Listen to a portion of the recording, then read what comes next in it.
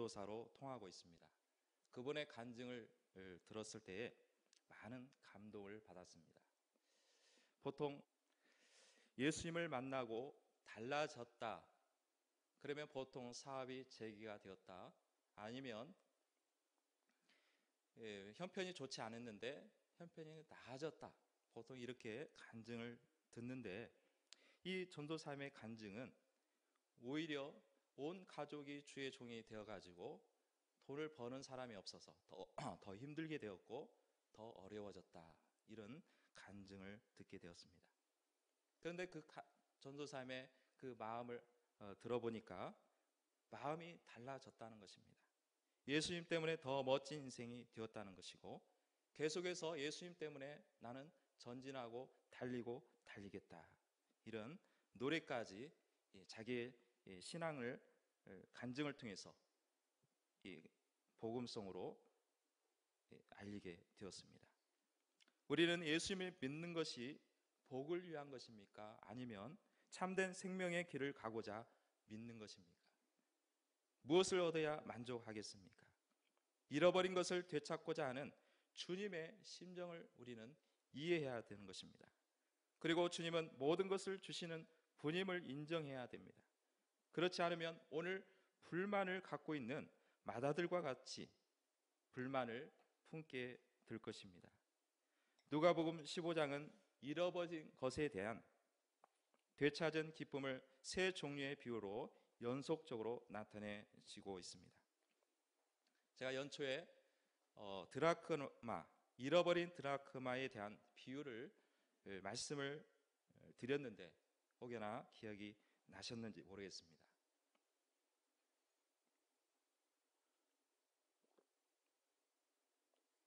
제가 이제 영화관에서 지갑을 분실을 했는데 나중에 그 다음날 바로 전화를 와서 지갑을 되찾았다. 그래서 그 지갑 하나 잃어버린 것만 해도 그것을 간절히 찾았는데 하나님의 심정은 오직 하겠느냐 하고 말씀을 전한 바가 있습니다. 오늘 본문은 소위 탕자의 비유입니다. 첫째는 집 나간 탕자가 나오고, 둘째는 집에 있지만 아버지의 심정을 제대로 알지 못해서 집에 있는 탕자와 같은 사람이 되었습니다. 세 번째는 탕자들의 아버지입니다. 겉으로 보면은 맏아들이 순종을 잘하는 아들로 보여지고, 둘째 아들은 아버지의 마음을 속상하게 하는 반항하는 아들로 비춰지고 있습니다. 어느 날 둘째 아들은 자신의 계획대로 이 아버지에게 유산을 달라고 해서 집을 떠나게 되었습니다. 그런데 얼마 못 가서 전 재산을 탕진하고 집에 돌아왔습니다. 이런 탕자와 같은 아버지의 유산을 탕진하고 돌아온 아들을 향해서 여러분들은 어떤 말을 하고 싶습니까? 이 아들을 어떻게 대우하겠습니까? 탕자의 아버지는 돌아온 아들을 보면서 너무나 기뻐서 잔치를 벌였다라고 말씀을 하고 있습니다. 하지만 이 맏아들은 동생의 행동이 도대체 이해가 되지 않고 용서할 수가 없었습니다. 아버지의 처신이 마음에 들지 않았습니다. 그래서 기뻐하지 않았습니다. 원망하고 불평했다라고 나와 있습니다. 그래서 불만이 많았습니다. 비록 아버지를 떠나지 않았지만, 아버지 품 안에 있었지만 아버지의 사랑을 깨닫지 못하고 아버지의 그 심정을 깨닫지 못해서 맏아들도 탕자라고 하는 이유가 여기에 있는 것입니다. 이 비유는 잃어버린 아들을 되찾은 아버지를 비유를 들면서 아버지를 떠나 방황하다가 돌아온 영혼을 맞이하는 하나님의 아버지의 심정을 잘 표현하고 있다고 볼 수가 있는 것입니다. 그러나 이 비유를 보면은 직접적으로 이 어떤 상황을 빗대어서 비유를 했는지 또 설명을 하고 있는지 구체적으로 제시되어 있지 않습니다. 다시 말한다면 맏아들은 누구이며 또 집을 나간 탕자는 도대체 누구냐라는 것이 명확하지가 않습니다. 아니지만은 다른 비유를 보면은 어떤 상황이 벌어지고 어떤 이해가 되면 그 뒤에 비유를 들게 되고 어느 정도 이 비유를 통해서 유추를 하게 잘 유추를 할 수가 있습니다. 예를 들면 누가복음 13장에 나와 있는 말씀을 통해서 보면은 실로암 망대가 무너졌습니다. 그로 인해서 많은 사람들이 그 망대에 치여서 죽게 되었습니다. 그래서 제자들이 와서 이 실로암 망대 사람들이 도대체 어떤 죄를 저질렀기에 저렇게 비참한 최후를 맞이할 수 있습니까? 이때 예수님께서 말씀하시기를 뭐라고 하냐면 실로암 망대 사람들이 너희들보다 더 죄가 많아서 이렇게 심판을 받은 줄 아느냐? 너희들도 이와 같이 회개치 아니하면 너희들도 망하리라. 이 말씀을 하고 나서 열매 맺지 못하는 무화과 나무의 비유를 들고 있습니다. 농부가 무화과 나무를 심었는데 거름을 주고 그렇게 수고를 했는데 열매를 맺지 못합니다. 그래서 주인이 그것을 베어내려고 할 때에 농부가 조금만 참아주소서, 자기가 두루 파서 거름을 주고 계속해서 길러내고 그 뒤에 여전히 열매를 맺지 못하면 그때 찍어 버리소서, 이렇게 비유를 들고 있습니다.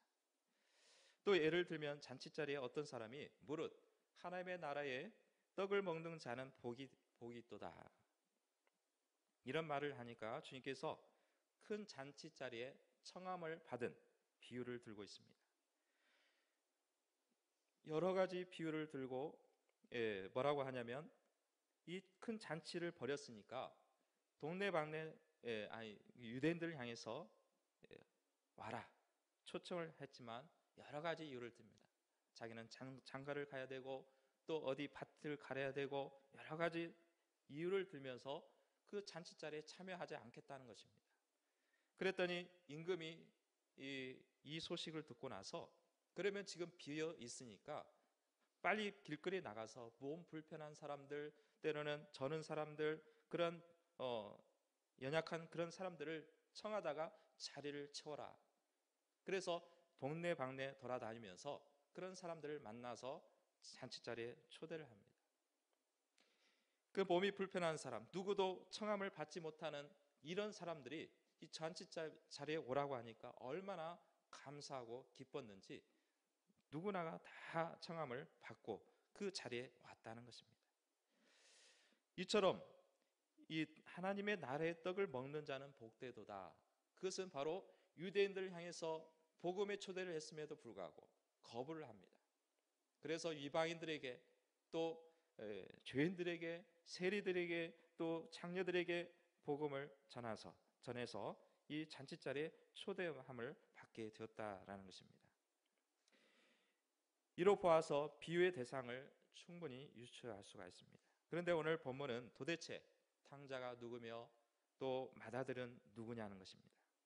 일반적으로 이런 해석을 합니다. 탕자는 세례와 같은 사람일 것이다. 죄인들일 것이다.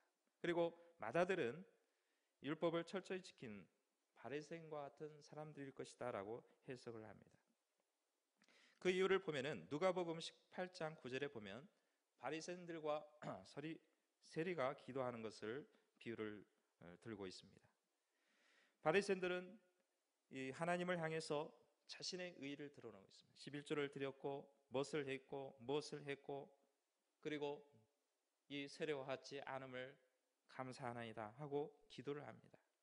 반면에 세리는 감히 얼굴을 들지 못하고 자신의 죄에 대해서 참회하고 고통스럽게 괴로워하고 회개하면서 땅을 치면서 감히 하나님 앞에 얼굴을 들지 못하고 회개하는 모습을 보면서 하나님께서 어떤 자의 기도를 들어주시겠느냐라는 말씀을 통해서 분명히 맏아들로서 바리새인과 같이 하나님의 말씀대로 순종하고 있다고 하지만 정작 제대로 신앙을 보면 이 세례와 같은 비록 허랑방탕했지만은 다시금 참여하고 돌아오고 회개하는 그러한 모습을 통해서 탕자와 같은 사람이지 않겠느냐라는 라는 생각을 하게 된 것입니다.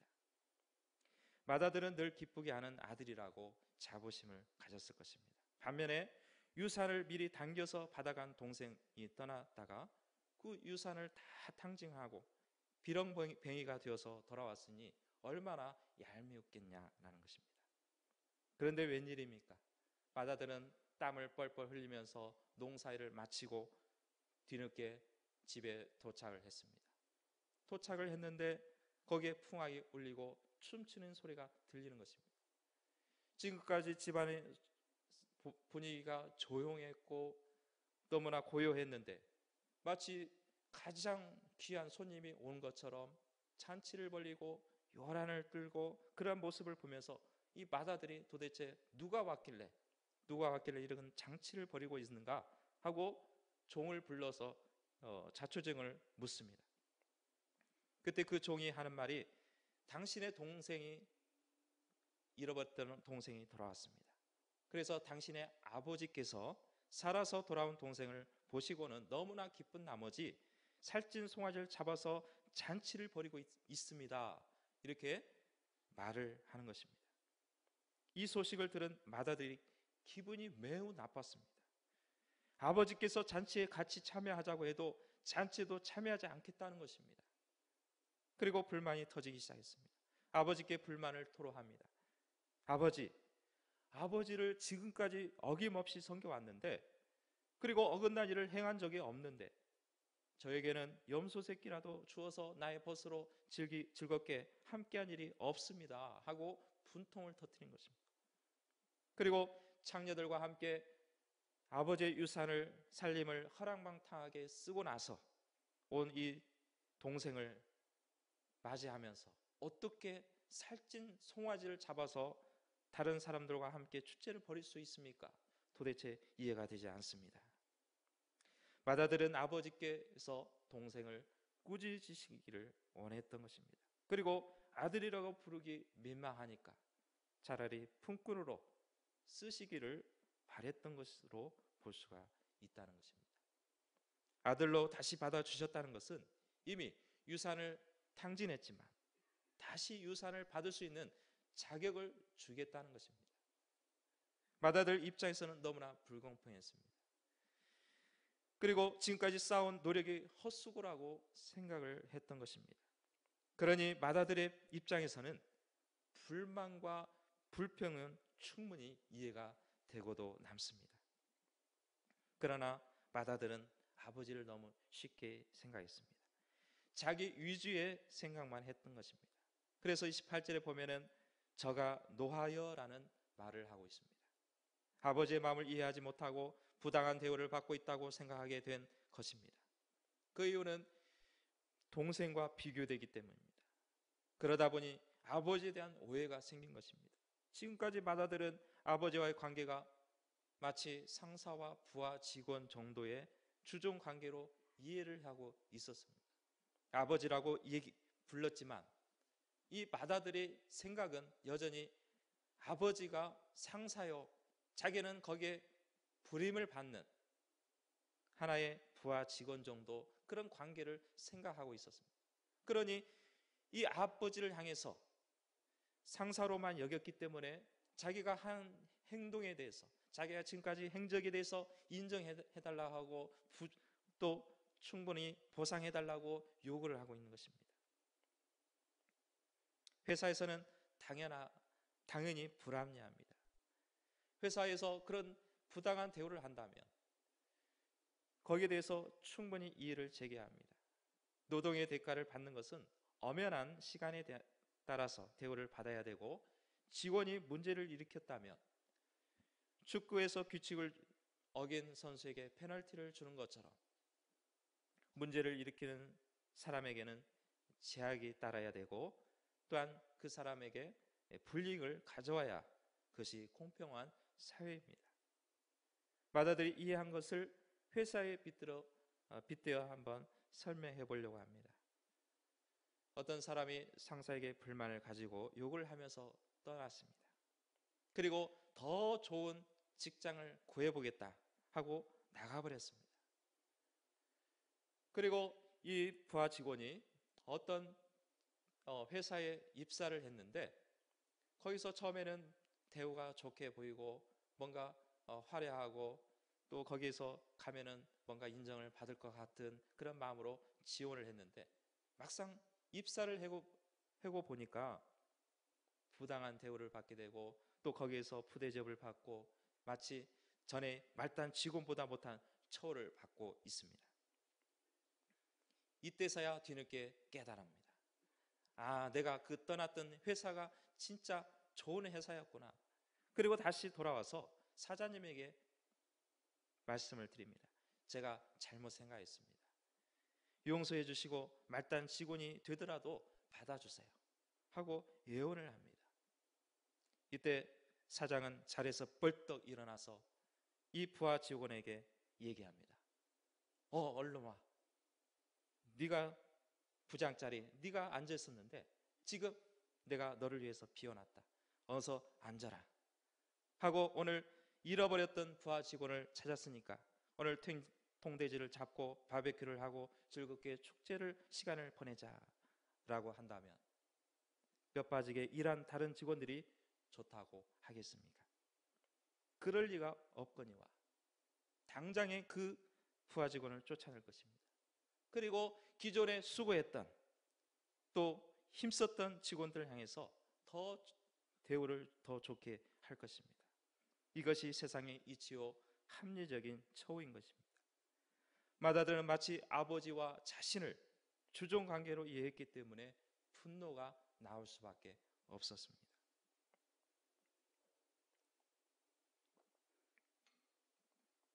그리고 아버지는 그래도 고생한 마다들에게 동생이 왔음을 알리고 같이 축제의 자리에 와서 같이 기뻐하자고 권하고 있습니다.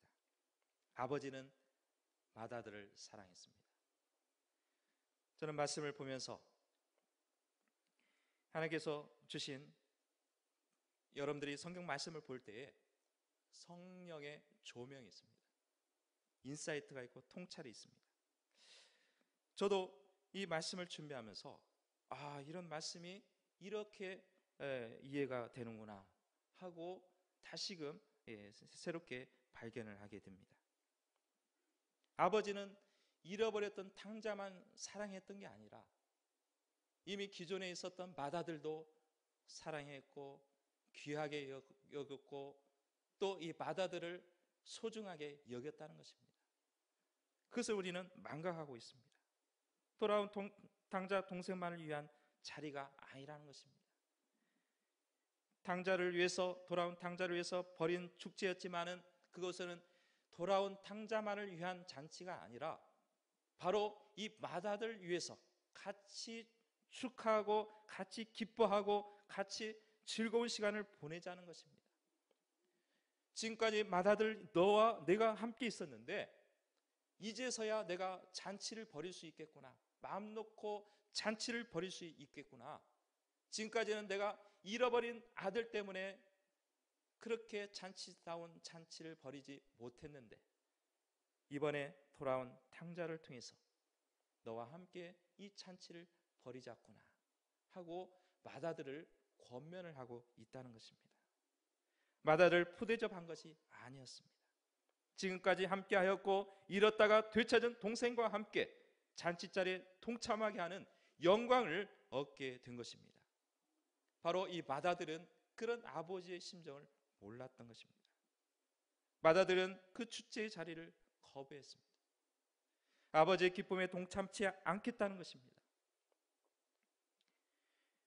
여기서 짚고 넘어가야 할 것이 있습니다.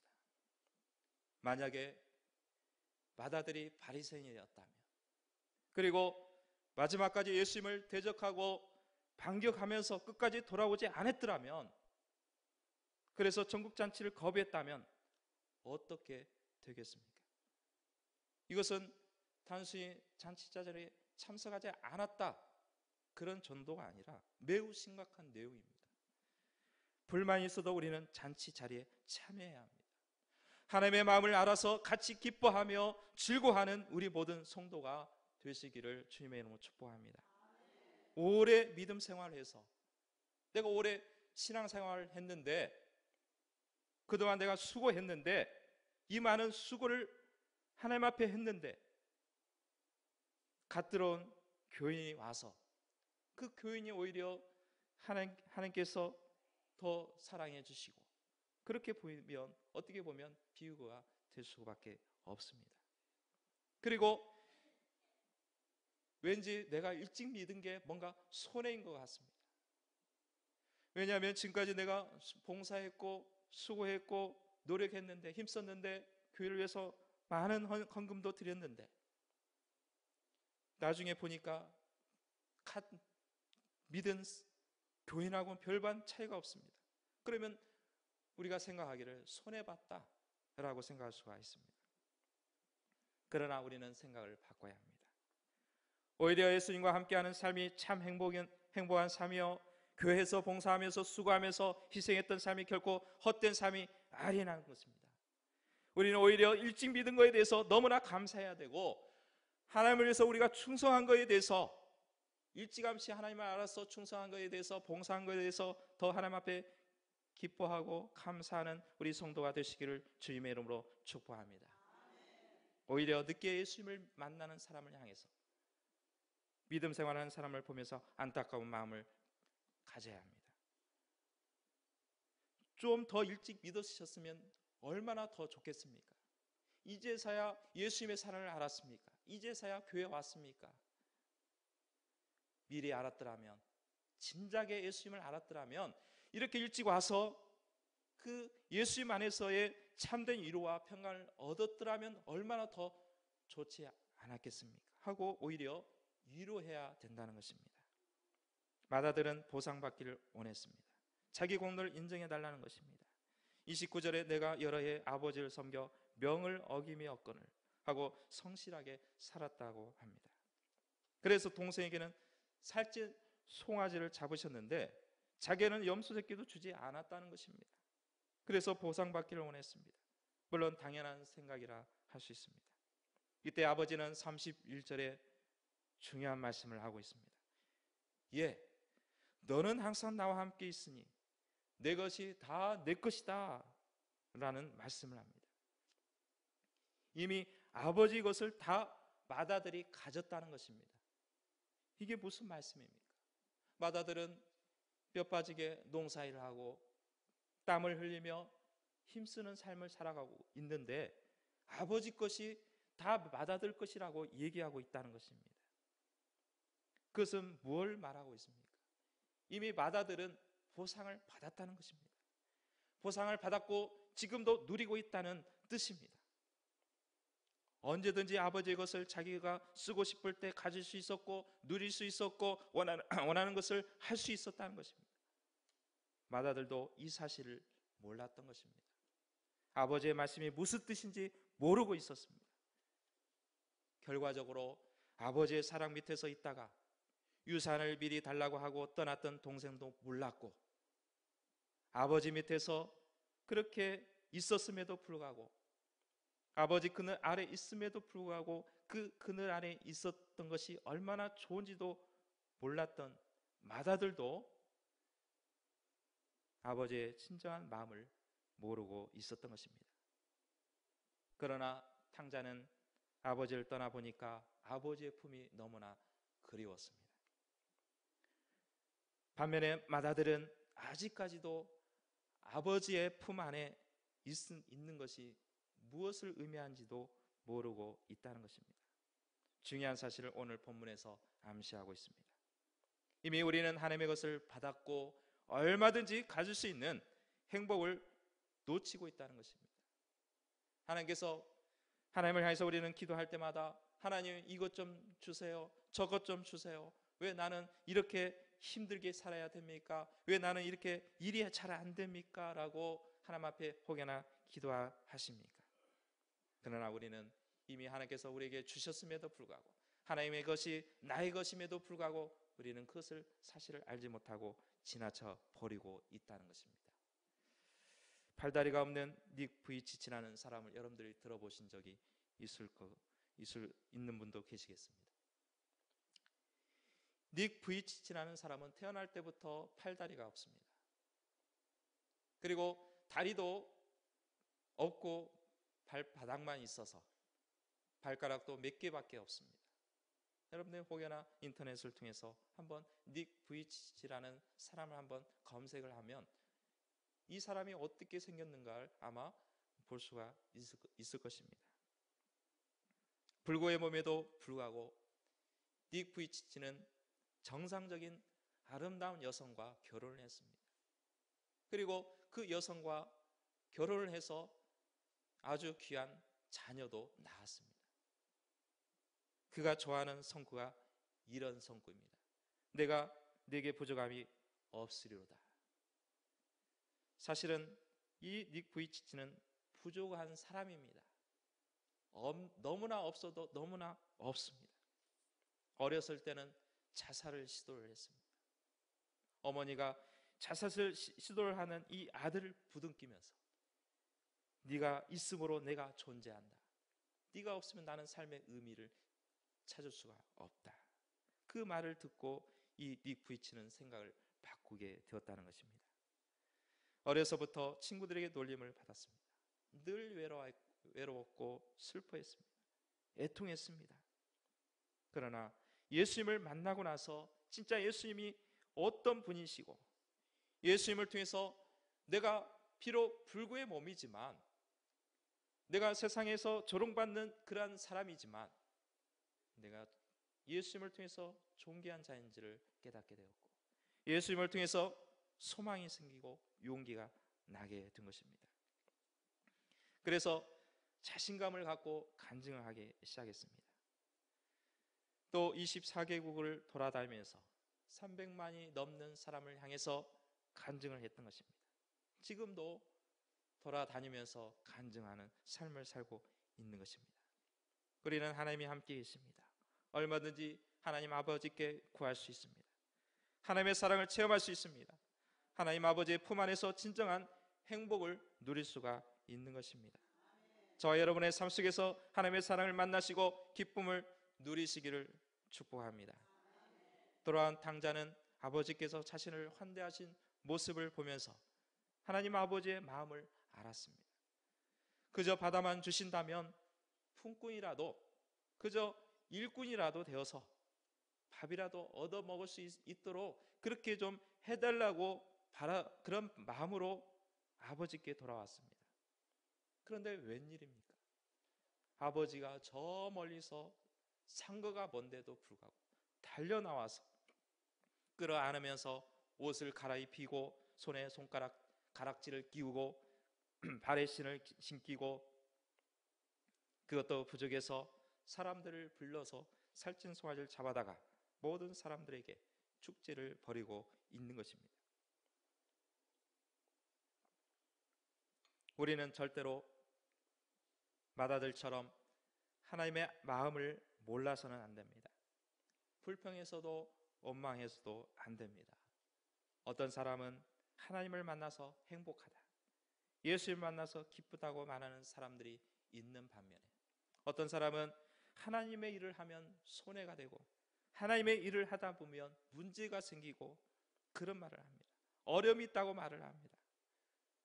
그러나 우리는 어려움이 생겨도 문제가 발생해도 우리는 하나님의 아버지의 마음을 이해해야 되고 알아야 되는 것입니다. 마다들이 불만이 있었지만 탕자는 하나님의 아버지의 마음을 알았습니다. 주님께 돌아오면 모든 것을 용서해 주시고 회복시켜 주시는 분임을 알았습니다. 하나님 아버지는 잃어버린 영혼을 결코 포기하지 않으시는 분이시며 그 사랑은 세월이 흘러도 사람은 변화도 세상은 변해도 아버지의 사랑은 절대로 변하지 않는다는 사실을 알게 된 것입니다. 우리 모두는 탕자였습니다. 아니 지금도 탕자일 수 있습니다.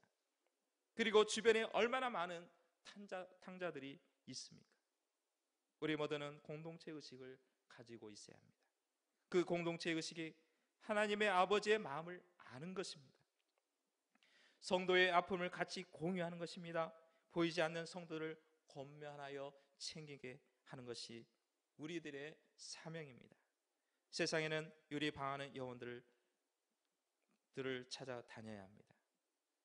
예수 비전교회 이미지를 여러분들이 주변을 통해서 보았습니다. 시아의 뜻이 무엇이냐? 코아포레이트 아이덴티티라는 그 영어의 약자입니다. 교회 공동체의 정체성을 말하고 있습니다. 추구하고자 하는 방향을 말하고 있습니다. 여러분들 주보를 통해서 보았겠지만은 이 하트 모양의 심벌을 많이 선택해 주셨습니다. 그 외에도 좋은 시안 여러 가지 좋은 것도 있지만, 그러나 하나를 써야 되기 때문에 어쩔 수 없이 다른 것은 제껴야 되었습니다. 5가지 시안의 로고의 설명을 초안을 만들어서 시안을 보여주면서 저에게 감수를 해달라. 그래서 그 보고 그 본래의 시안을 만들려는 그 근본 이유가 있기 때문에 거기에 맞춰서 조금 수정을 보았습니다. 핵심은 예수 그리스도의 사랑을 품으며 아브라함에게 주신 하나님의 약속이 우리 성도들과 또한 저와 여러분들 후손들에게 이루어지며 교회의 하나님의 뜻을 따라서 천국을 소망하자는 것입니다. 우리가 이 땅에서만 소망을 갖는 게 아니라, 오늘 오전에도 말씀을 들으셨겠지만 진정 우리가 무엇에 대해서 소망을 가져야 되는가? 우리는 하늘을 소망을 하고 천국을 소망하고 하나님을 소망해야 됩니다.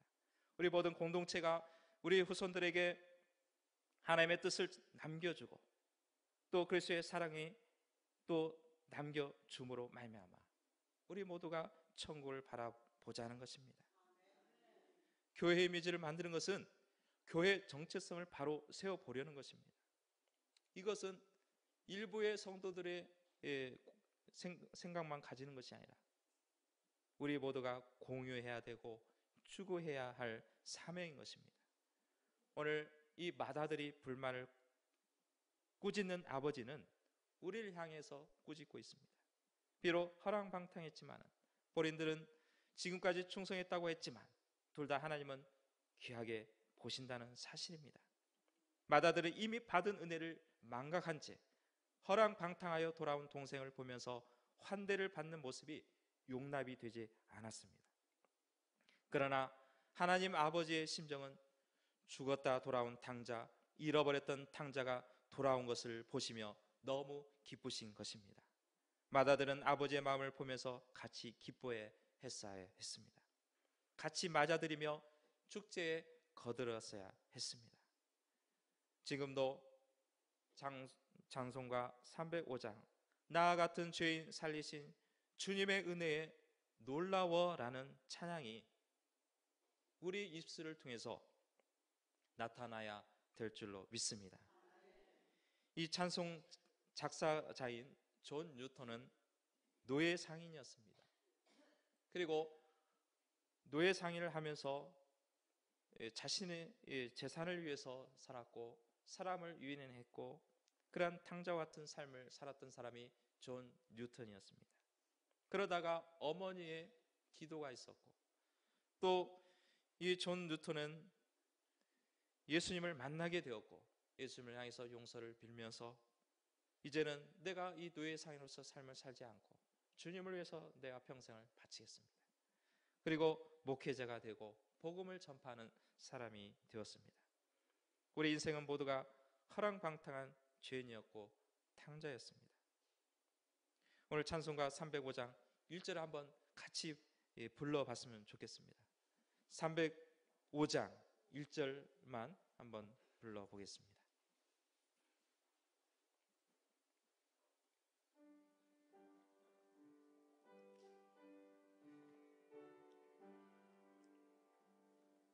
나 같은 죄인 살리신 주 은혜 놀라워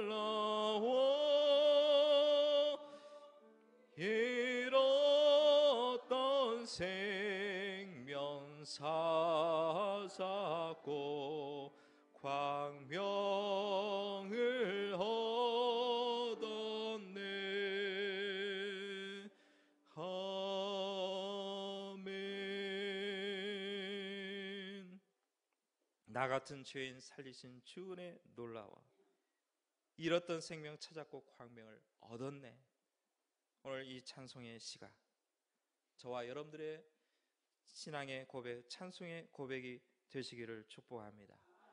우리 인생은 모두가 허랑방탕한 죄인이었고 탕자였습니다.